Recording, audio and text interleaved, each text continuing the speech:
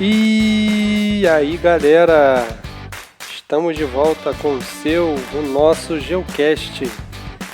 Finalmente voltamos das férias, né? Acabou o carnaval e agora o Geocast volta com toda a força.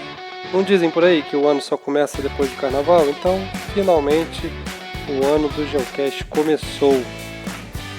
Interaja com a gente nas nossas redes sociais, proponha temas, tire dúvidas, críticas, bem, o que você quiser. Nas descrições aí tem os links para as nossas redes sociais. No programa de hoje vamos receber novamente Rodrigo Pires e sua terceira participação aqui no Geocast. Ele que é professor de História, formado em História pela Veiga de Almeida, pós-graduado em História Contemporânea pela Cândido Mendes e tem mestrado em História Política e Cultura pela UERJ.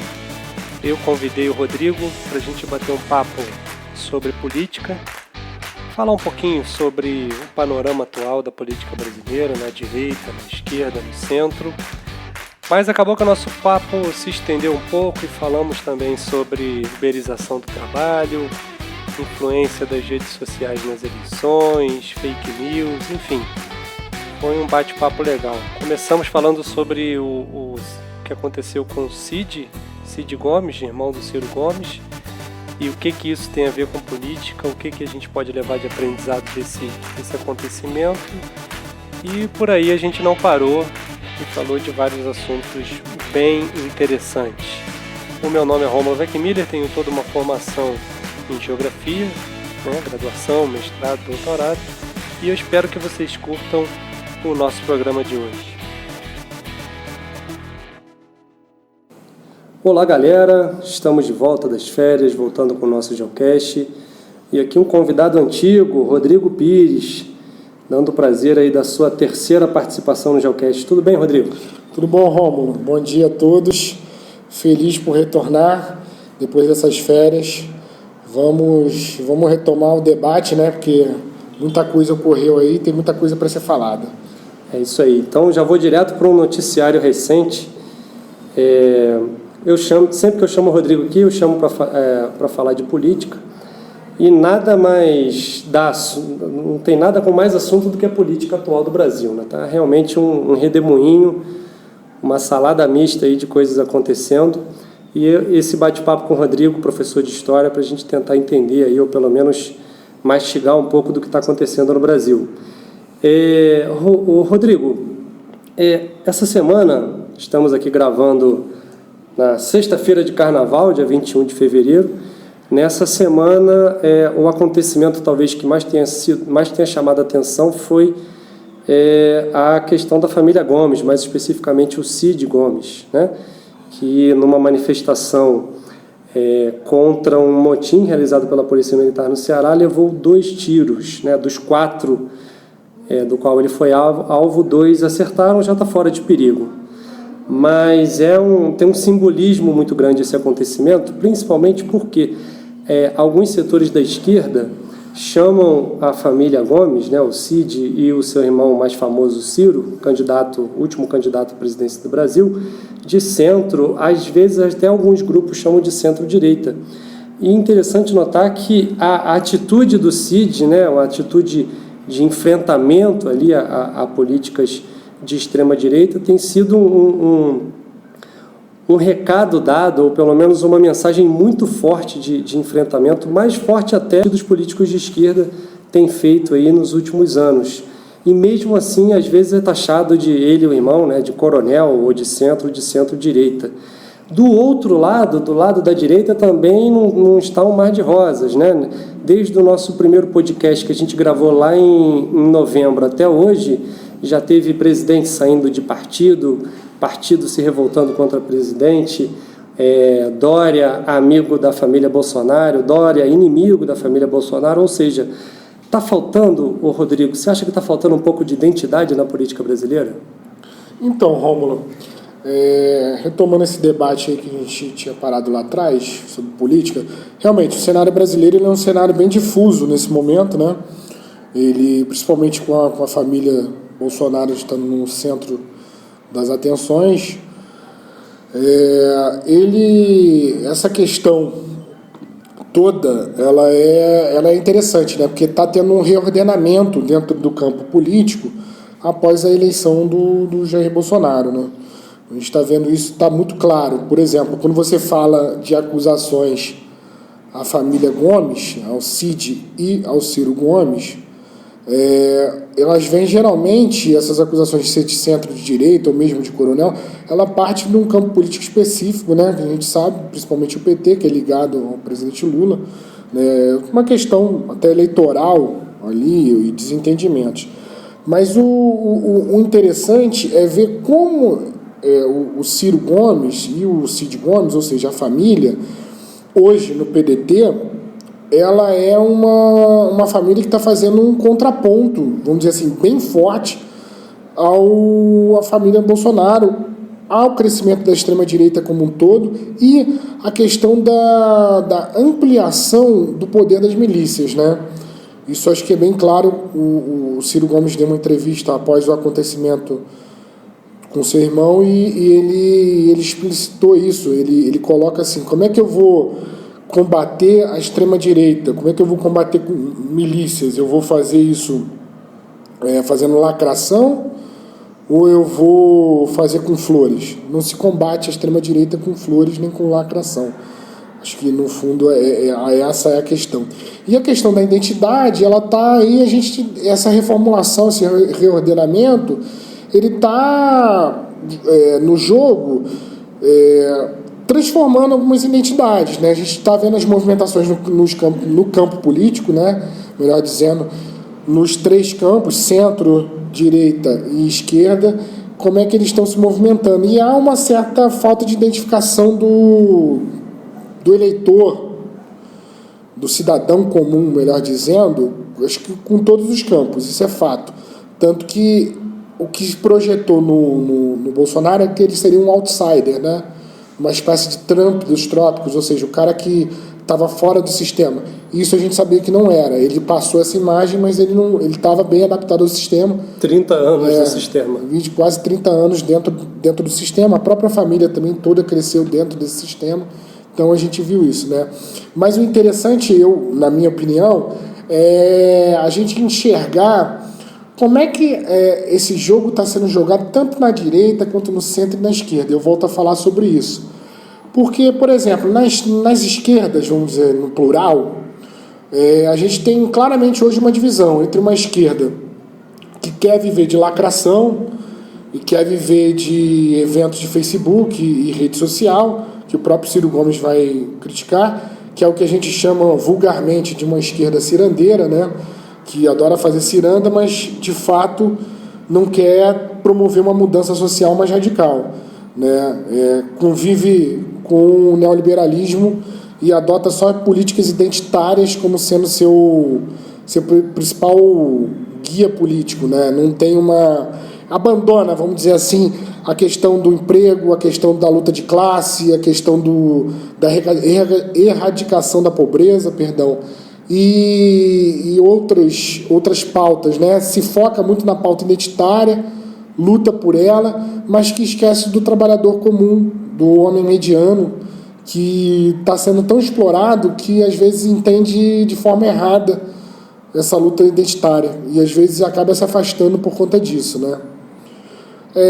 No campo do centro, podemos dizer assim, tivemos um esvaziamento durante o período de polarização, desde 2014, quando você tem a polarização entre Dilma e Aécio, passando pela questão até do impeachment da Dilma vinda do Temer, mas também já há uma guinada, grande parte desse centro vai guinando à direita, que vai culminar depois com a polarização extrema na eleição do Jair Bolsonaro, no qual esse centro ele claramente viu um esvaziamento. E, por incrível que pareça, esse centro parece que está renascendo. Haja vista as articulações políticas, a própria chegada do Rodrigo Maia à presidência da Câmara, como ele está tocando hoje várias pautas dentro do Congresso, sem estar no governo, apesar de alguns membros do seu partido estarem, né, mas não são membros de primeira linha. Ele não se considera do governo, trava algumas disputas com o governo e vai fazendo um papel de primeiro-ministro junto com o presidente do Senado, Davi Alcolumbre, que também é do mesmo partido do DEM, né, que é centro-direita, mas que caminhou mais para uma política de centro nos últimos anos, né. E no campo da direita, eu acho interessante a gente ressaltar o surgimento dessa extrema-direita, né, que embaralhou todo o jogo. Todo mundo esperava, desde 2014, que o PSDB teria mais força ainda, mas o PSDB, a partir do momento que lá atrás ele concorda com o impeachment, né, que alguns vão chamar de golpe parlamentar, ele sofreu um esvaziamento tamanho que a ponto de se discutir se o partido, alguns caciques vão discutir se o partido deveria ser refundado ou não. Até agora não houve um movimento mais dentro disso. Mas é interessante ver como é que essa direita também se reorganizou, porque o maior derrotado da eleição de 2018 é o próprio PSDB, né? E como ele vai se rearranjar agora com o Dória, o próprio Rômulo falou aqui, que atrelou sua imagem à família Bolsonaro e agora começa a abandonar o barco progressivamente. Inclusive, Dória é um dos líderes dos 20 governadores que estão se associando ou pelo menos buscando pautas em comum para fazer um enfrentamento ao governo federal, o que também mostra como é que essa articulação política dentro desse governo, que é um mar de turbulência, está se dando, né? O interessante você falou das três principais áreas, né? Eu queria pontuar aqui rapidamente, sobre a extrema-direita a gente falou bastante coisa lá no nosso primeiro episódio. O ouvinte que tiver interesse, eu, Rodrigo e o Roberto, fizemos uma análise aí bem geral sobre a extrema-direita, não só no Brasil, mas no mundo, né? A questão da Hungria, Estados Unidos, Israel, etc. O centro, até a gente estava conversando agora mais cedo, a questão do Rodrigo Maia realmente atuando aí como se fosse um primeiro-ministro, né? Tocando as pautas e fazendo o governo andar de maneira mais pragmática, né? Se a gente concorda ou não com as pautas é um outro debate, mas ele minimamente está fazendo o governo andar, né? Se você não concorda com as pautas do governo, é um outro assunto, você tem a eleição para mudar isso, mas o governo está andando graças ao Rodrigo Maia, atuando como se fosse um primeiro-ministro. E a questão da esquerda, né, as pautas identitárias, a gente, na verdade, converge em algumas coisas e diverge em outras. Eu acho que as pautas identitárias, elas são importantes, afinal de contas, pessoas morrem, né, nessas causas, e dentre várias pautas identitárias, ele tem um índice muito grande, não só de preconceito, de morte, e dá voz ativa a essa camada da população, mas, ao mesmo tempo, pensando de uma maneira mais pragmática, as pautas identitárias elas não podem tomar também o noticiário, tomar todos os debates, principalmente quando chega próximo de algum tipo, né, de alguma eleição, seja ela local ou nacional, porque, afinal de contas, a grande massa de brasileiros, né, e brasileiras, ela não absorve muito bem essas pautas identitárias por questões religiosas ou por questões até de entender melhor o debate, né? E interessante que nem se essa pessoa tentar entender o debate, ela vai conseguir informações corretas, porque, afinal de contas, a própria direita pegou esse debate para si e transformou numa coisa nebulosa, né? O monstro vermelho do comunismo, ou então o kit gay nas escolas, e aí, às vezes, a massa de eleitores que talvez não tenha o tempo de acessar as informações, de checar as informações, acaba caindo aí nesse monte de bravatas que se apropriam, que a própria direita, às vezes, se apropria desses debates identitários e usa a seu favor para desvalorizar os grupos que propõem esse debate. Então, eu queria ouvir sua opinião, mas antes, só para fechar, essa questão identitária, partindo do pressuposto que ela é importante, mas ela não é central, pensando pragmaticamente em ganhar uma eleição. É isso que eu entendi? Então, Rômulo, as lutas identitárias, elas são muito importantes, elas são extremamente importantes, mas não podem ser desassociadas, por exemplo, a uma questão de corte de classe. Se você falar só de luta identitária de elas por elas, você incorre em alguns erros. Por exemplo, o cara que ou a mulher, ou enfim, o ser humano que transexual ou mesmo homossexual, de uma classe mais alta, ele sofre os mesmos problemas do cara que tem uma classe mais baixa, que mora talvez num subúrbio ou numa zona mais afastada? Obviamente não. Então a gente começa a discussão falar o seguinte, essa discussão ela está envolvida a questão de classe. Então a centralidade aí está na classe, não na luta transversal. A luta transversal ela é sim importante, até para afastar todos os problemas que a gente tem que acabam sendo uma chaga, né? Machismo, a questão do feminicídio, a questão do racismo, que é uma outra chaga. Então a gente tem que pegar isso. Mas isso, ao meu ver, ele só pode ser combatido quando vem junto a questão de corte de classe. Por exemplo, vou te dar um outro exemplo aqui para exemplificar essa questão. Você fala em cirurgia de transgenerização pelo SUS, que é fazer a cirurgia de troca ou mudança de sexo. Beleza.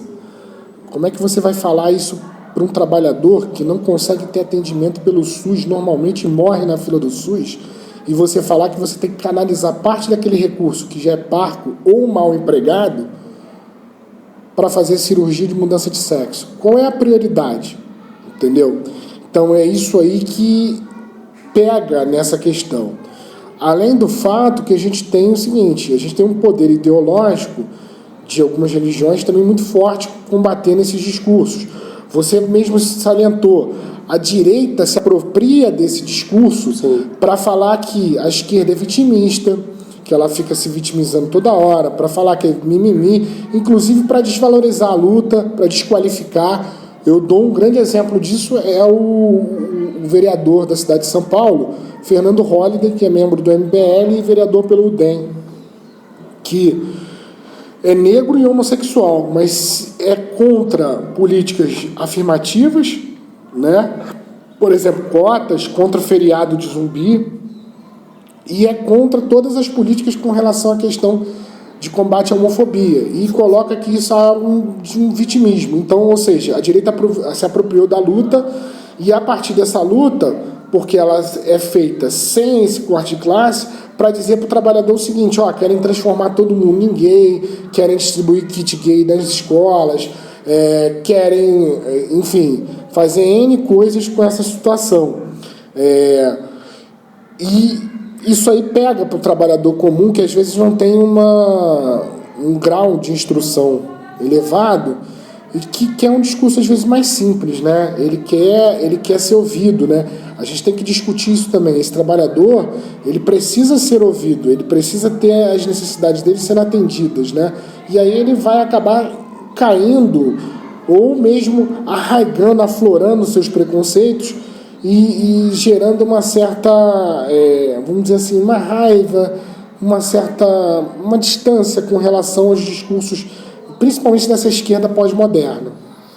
Eu estava lendo alguns textos para tentar entender isso, e alguns textos associando essa política do governo atual, né, essa política da extrema-direita de se apropriar de discursos e teorias conspiratórias, etc., ele estava associando a alguns conceitos do fascismo. Não que o governo seja fascista, não é isso que eu estou falando, mas algumas características do fascismo foram, como estratégia eleitoral, foram apropriadas. E eu achei interessante um texto que eu li, até de um canal de YouTube muito interessante. Vou fazer a propaganda porque eu não ganho R$1 aqui, eu posso falar dessas outras mídias. O canal Meteoro Brasil. É um canal bem interessante que fala de política, na verdade fala de tudo, né? E ele falando que quando as teorias conspiratórias são levantadas em massa, né? O kit gay, a mamadeira com genital, enfim, várias que apareceram na época das eleições, o simples fato de não ter uma confirmação se aquilo é verdade ou não, já levanta a dúvida. Ele não precisa que as pessoas acreditem que aquilo é verdade, ele precisa só que as pessoas duvidem. Porque a partir do momento que há dúvida, que há várias correntes, aquele político que abraça esse discurso, o político da extrema-direita, ele vira quase que um messias, né? O que ele fala é a verdade, porque afinal de contas ele descredita a ciência, ele descredita a educação, tudo para ele não vale e a única coisa que vale é a sua própria palavra. E infelizmente, vários eleitores acabaram comprando essas bravatas, mas não por culpa dos eleitores. Realmente foi uma campanha midiática muito forte, né? Usando ferramentas que até então a gente não tinha visto em nenhuma eleição aqui no Brasil. Né? Só para relembrar, o PSDB tinha mais de 50% do tempo de TV e conseguiu uma votação quase que do tamanho da Marina Silva e daquele bombeiro que eu esqueci o nome, como é que é o nome? Cabo Daciolo. Ou seja, hoje o tempo de TV, né, que seria ali a propaganda mais formal, mais balizada, não é mais parâmetro. Né? Hoje, talvez as redes sociais, os aplicativos de mensagem instantânea, eles são muito utilizados, vão ser cada vez mais utilizados pelas pessoas e pelas eleições, e talvez aí seja a grande arma que esses falsos outsiders, essas conspirações, essas teorias das conspirações, talvez seja por aí que elas vão entrar na sociedade. Então eu acho que essa primeira eleição que a gente teve com esse elemento inédito, né, que são essas mídias alternativas, foram campanhas baseadas em teorias da conspiração. Não sei o que vai acontecer daqui para frente, se isso tende a melhorar ou piorar. Eu queria ouvir um pouquinho de você, o que você acha sobre essas campanhas baseadas em mentiras, o porquê que ela chega a ser uma campanha de massa, o porquê que ela angaria tantos votos e se isso tende a mudar ou não. Então, Rômulo, eu tenho lido e visto em alguns lugares 3 grandes eventos marco dessas novas mídias sociais e a influência delas em termos eleitorais, né? Os resultados, a produção de resultados, vamos dizer assim. A primeira a gente viu foi os Estados Unidos, a eleição do Trump, muito influenciado pelo Facebook. Sim. A gente viu o Brexit na Inglaterra, também muito influenciado pelo Facebook. E a gente viu o Brasil pela questão do WhatsApp e os disparos, né, de mensagens no WhatsApp.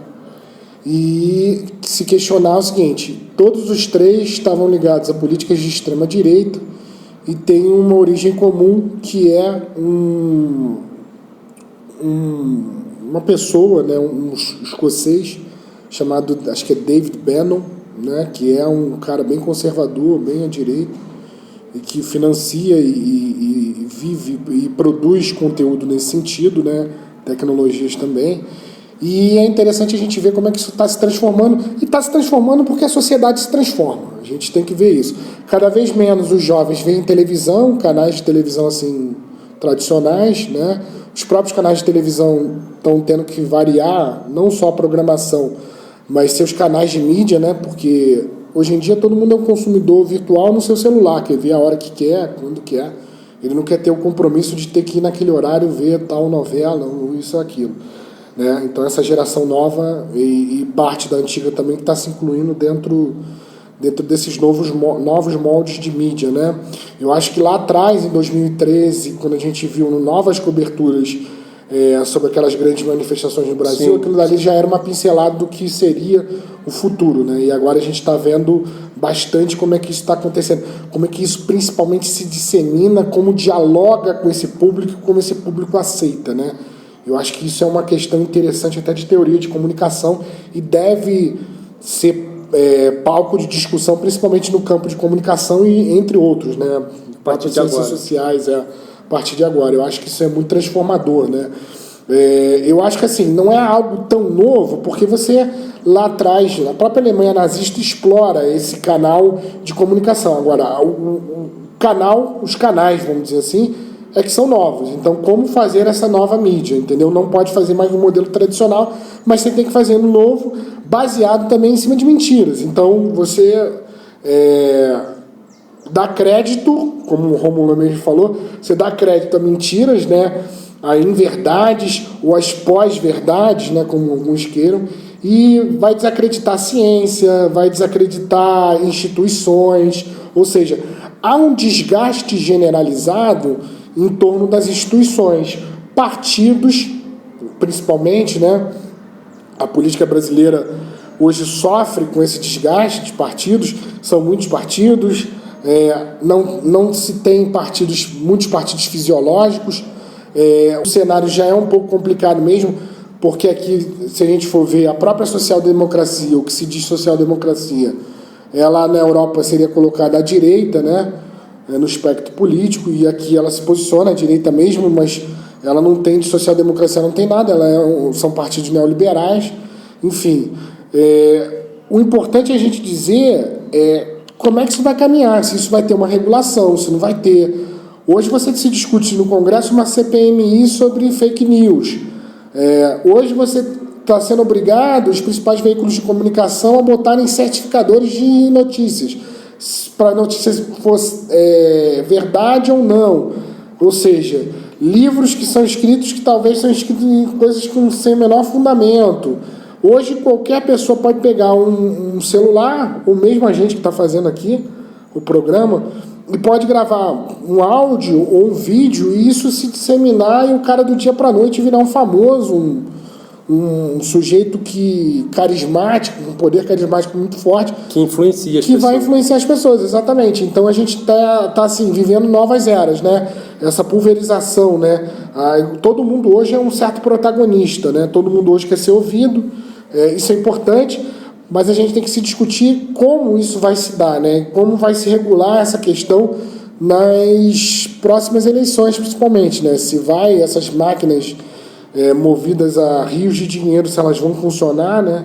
Como é que elas vão se dar, se vai ter os tribunais vão tentar criar um mecanismo regulador para isso, mas que é importante a gente ver no que isso desembocou, né? Aqui a gente vê principalmente que essas mídias, infelizmente, elas abriram a caixa de Pandora, né? Então hoje você tá todo mundo alinhado aí, você vê mistura de racismo, com truculência, com ameaças, com homofobia, com movimento de antivacina, com movimento de que a Terra é plana. Então é um combo de coisas ruins, de né? Preconceitos e teorias da conspiração. Tem um site que eu sigo, é muito interessante. Ele fez uma análise só na rede social Twitter, né? Aqui no Brasil ela não é tão utilizada, mas essa análise foi nos Estados Unidos e lá é uma rede social muito grande. Após a eleição do Trump, o aumento de grupos, mensagens, né, que eles chamam de tweets, retweets, enfim, com temas racistas, preconceituosos e conspiratórios, aumentou em mais de 20 vezes. Eu acho que eu não sei nem falar a porcentagem de quantos por cento é esse aumento.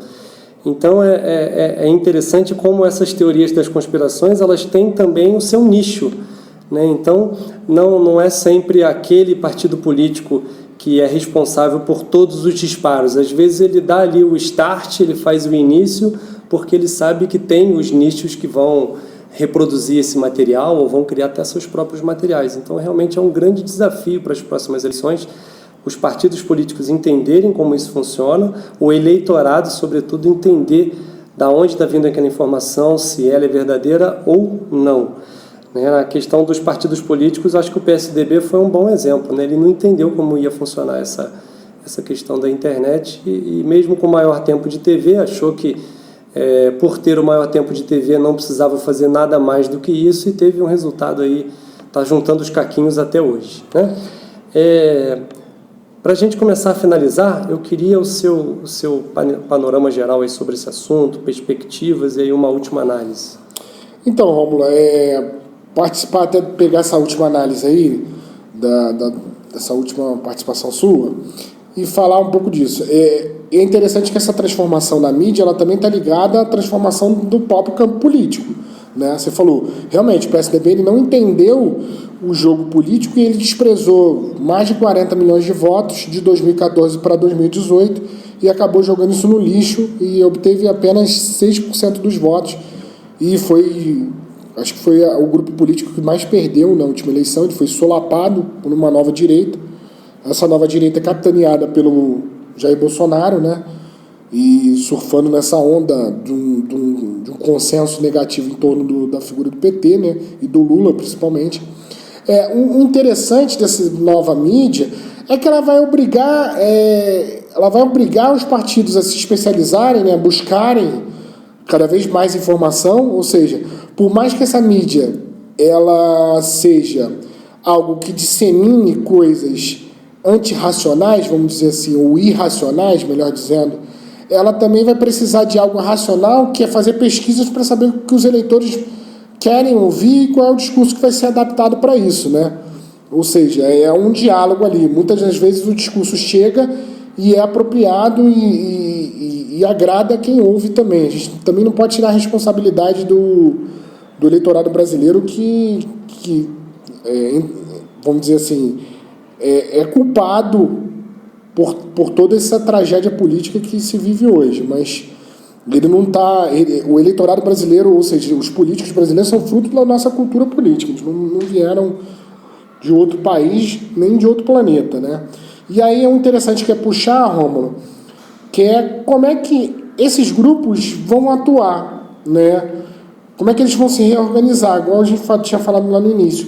Eu acho que é fundamental, tem saído os textos por aí, principalmente acho que do Vladimir Safatli, falando que a esquerda morreu no Brasil, mas eu acho que eu entendi pelo menos a leitura do texto, foi colocado no El País Brasil, que esse texto, na verdade, ele vai falar que a esquerda ou as esquerdas, da maneira em que estão, elas morreram, com seus vícios políticos, com suas manias de hegemonismo, com toda essa carga que foi considerada negativa, principalmente a gente viu o resultado disso foi na eleição de 2018, ele precisa ser refundado, as práticas precisam mudar, várias coisas dentro desses partidos precisam se adaptar a um novo momento. Se aproximar mais do trabalhador. Se aproximar mais do trabalhador que está sofrendo com reforma trabalhista, que pega agora um conceito de uberização do trabalho,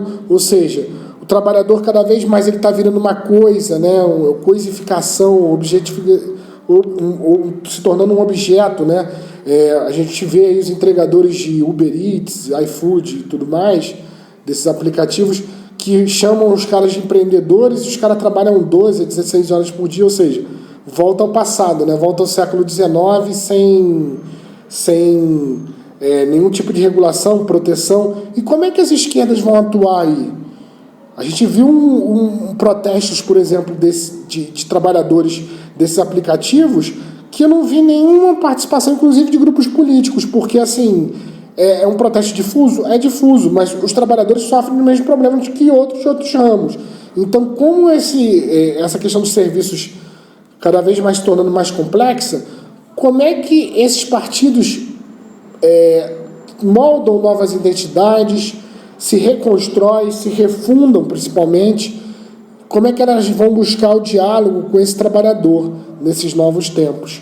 E como a direita soube fazer isso melhor, como ela conduziu isso em cima de uma pauta colocada pela própria esquerda, que foi as pautas identitárias.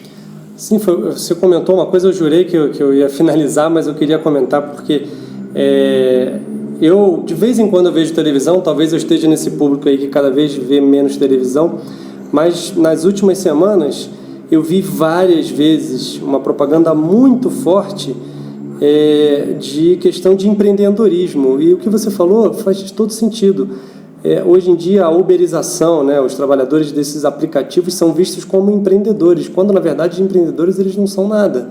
Eles têm uma renda, talvez, um pouco maior do que o trabalhador, né, de salário mínimo e carteira assinada, mas a quantidade de direitos a menos talvez não faça valer a pena esse falso empreendedorismo, né? Imagina você, ouvinte, trabalhar num aplicativo de entrega, seja de comidas, enfim, e você tem algum acidente de trabalho ou sei lá, você pisa num buraco. A nossa cidade aqui praticamente não tem buraco, né? Uma ironia muito grande.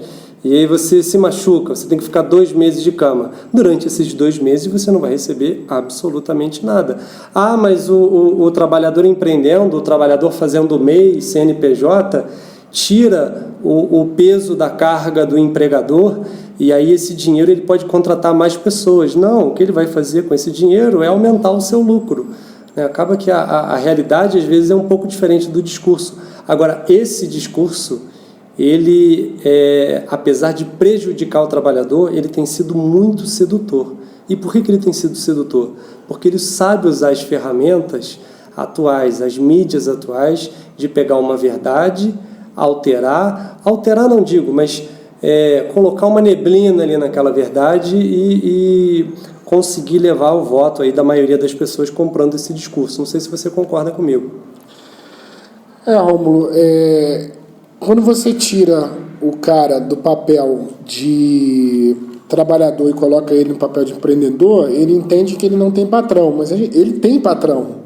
Só que o patrão dele não é visível. O patrão dele está lá na sede do Uber, está na sede do iFood, está nesses grandes centros produtores de tecnologia, né?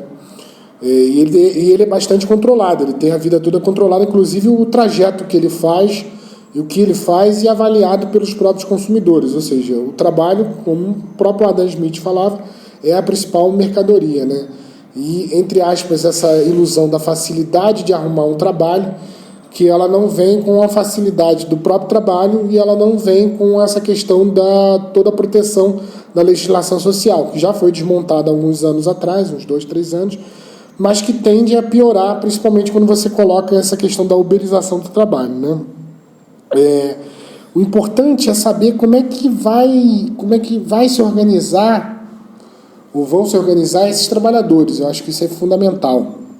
Entender esses grupos, como eles estão se dando, como são relações muito complexas, principalmente esses grupos estão atuando muito no setor de serviços, né? E como é que eles vão se desenvolver ao longo do tempo. Isso eu acho que é fundamental as próprias esquerdas entenderem isso. Hoje você não está falando mais de um trabalhador fabril, o cara que fica lá na fábrica, que entra, sei lá, às 7 da manhã, sai às 5, cada vez menos você vê isso. O que você mais vê nos grandes centros são trabalhadores ligados ao campo dos serviços, né? E como é que esses serviços eles vão ser organizados? Com uma relação muito mais fluida, né? Isso é importante a gente tentar entender. Isso dificulta, inclusive, a própria interpretação, principalmente de setores da esquerda que são mais dogmáticos, que vão achar que o que ocorreu no século XIX, ou aquela cartilha, tem que ser interpretada nos dias atuais. E aí tentam fazer isso a fórceps. E aí, de novo, eu vou falar.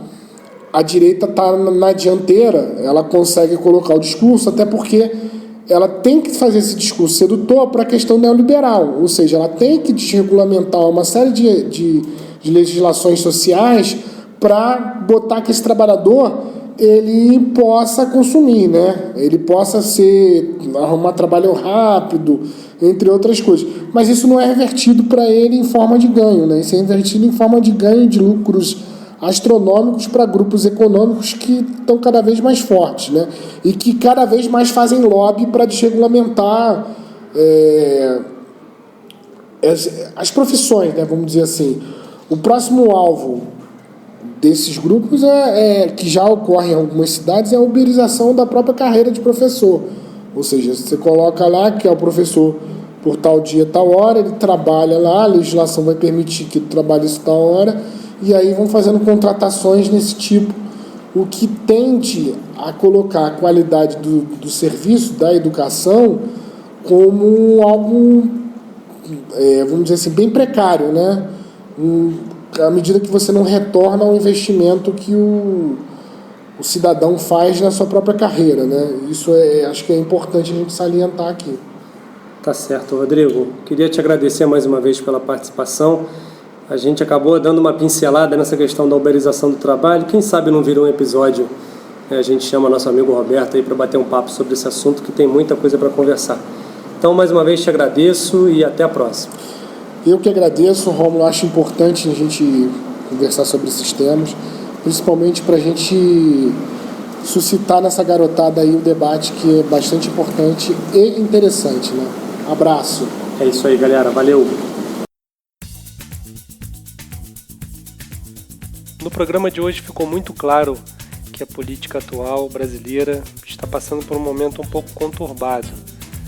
Tanto a esquerda quanto a direita ainda não conseguiu se organizar, também devido, logicamente, à pluralidade de ideias nesses dois segmentos, Mas enquanto a direita ainda trabalha com bravatas ou alternativas ao governo atual, a esquerda ainda não conseguiu se reunir ou não conseguiu formar uma coesão capaz de falar com a massa de eleitorado que na eleição passada votou no atual governo. Resta a gente acompanhar os próximos capítulos para entender como esses dois grupos políticos vão se organizar e se comunicar com as massas de eleitores daqui para frente. Sobre as redes sociais, né, elas já fazem parte da nossa vida há muitos anos, não ia demorar muito para chegar na política e foi o que aconteceu, né?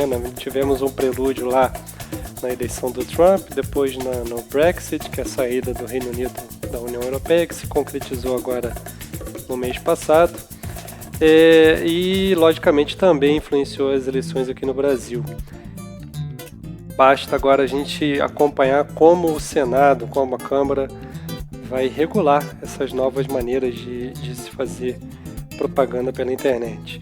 E a uberização do trabalho, tudo indica que teremos um episódio só disso, afinal de contas é um tema polêmico, é um tema que está aí aparecendo em todos os grandes centros de mídia, né, como se fosse uma coisa somente positiva, o trabalhador faz o seu dinheiro, empreendedor, quando na verdade tem várias camadas escondidas aí nesse discurso, que mais para frente com certeza a gente vai se reunir para trazer um bate-papo sobre esse assunto para vocês. Para quem gosta de livro, vou deixar uma dica de livro muito interessante, eu até mencionei ao longo do episódio, que é o livro do canal do YouTube Meteoro Brasil. Um livro Tudo o que você precisou desaprender para virar um idiota. É uma referência clara aí a livros que tornaram muitas pessoas em idiotas. Esse livro é interessante que ele é um livro baseado em ciência, né? Então ele é bem referenciado, todas as teorias aí conspiratórias da atualidade são refutadas nesse livro, baseados aí em argumentos históricos e científicos. E para quem gosta de série, né, para quem gosta de documentário, aliás, tem um documentário muito interessante chamado A Privacidade Hackeada. É um documentário disponível aí no Netflix, exclusivo do Netflix, inclusive, que conta um pouquinho do escândalo da venda de dados sigilosos do Facebook para empresas de análise de dados, né? A Analytica, por exemplo, era uma empresa europeia que influenciou diretamente na eleição do Trump e no Brexit. Então fica a dica aí de um livro e um documentário para quem se interessar mais por esses assuntos. Ok? Muito obrigado por chegar até aqui. Espero te ver no próximo episódio. Valeu, até a próxima!